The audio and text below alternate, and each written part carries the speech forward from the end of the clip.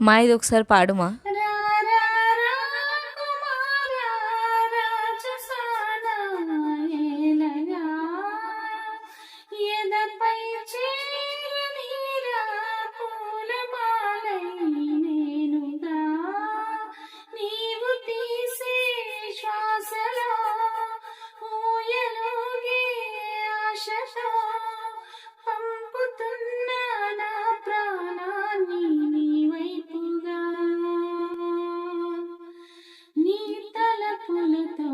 మరిగిపోయే ఒంటరితనము ఇష్టమే, నీ కబురులతో కరిగిపోయే ప్రతి ఒక్క క్షణము